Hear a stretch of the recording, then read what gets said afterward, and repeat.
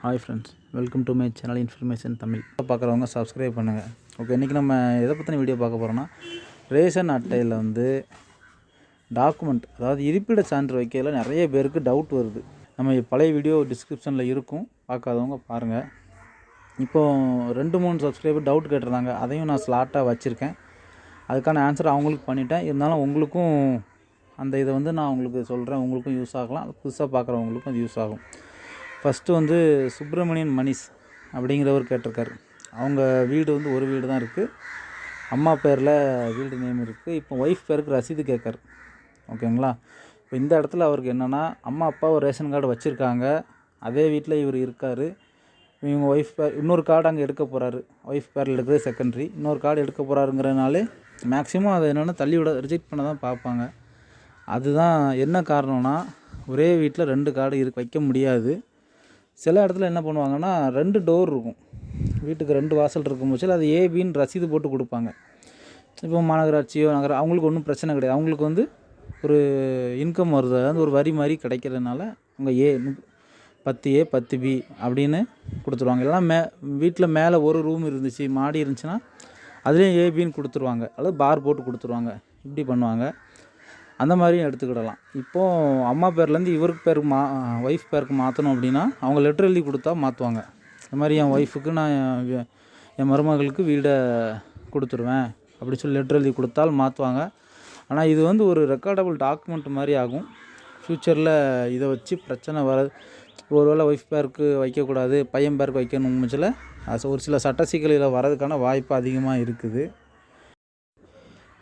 மீனா பாலா அப்படிங்கிற madam doubt கேட்டிருந்தாங்க. ஆனால் ஆதார் கார்டு அட்ரஸ்லாம் சேமாக இருக்குது. குடும்பத் தலைவராக என் பெயரை வைக்கிறதுக்கு வீட்டு ரசீது தேவைப்படுமா அப்படின்னா, ஆமாம், கண்டிப்பாக உங்கள் பேரில் வீட்டு ரசீது இருக்கணும். ஹஸ்பண்ட் பேரில் இருந்து நீங்கள் அப்ளை பண்ணால் ரிஜெக்ட் பண்ணிடுவாங்க. அதனால் அப்படி நீங்கள் அப்ளை பண்ணாதுங்க. பண்ணால் அது உங்கள் பேரில் வீட்டு ரசீதை ரெடி பண்ணிக்கோங்க. நான் ரெடி பண்ணுறதுக்கு நிறையா வழி சொன்னேன்.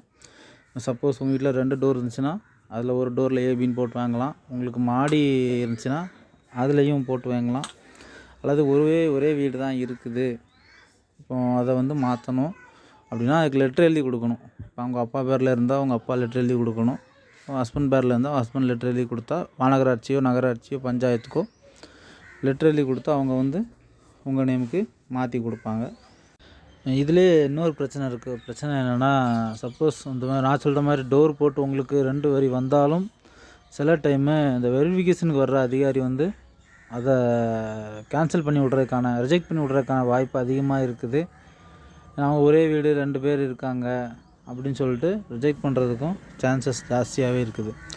அதனால் அதையும் கொஞ்சம் கவனமாக வச்சுக்காங்க. டாக்குமெண்ட்டை கொஞ்சம் கிளியராக வச்சுட்டு நீங்கள் எடுங்க. உங்களுக்கு அப்படி வழி எடுக்கிறதுக்கு ஒரே வீட்டில் தான் இருக்கும், எடுக்கிறதுக்கு வழி இல்லைன்னா பக்கத்தில் ஏதாவது ஒரு வாடகை வீட்டை காமிச்சு, இல்லை அந்த மாதிரி கூட நீங்கள் வாடகை பத்திரம் அந்த மாதிரி ரெடி பண்ணி எடுக்கலாம். ஏன்னா நீங்கள் ரிஜெக்ட் ஆகிறது நான் அப்ளை பண்ணுற டைமில் ரொம்ப டைம் எடுத்தாங்க.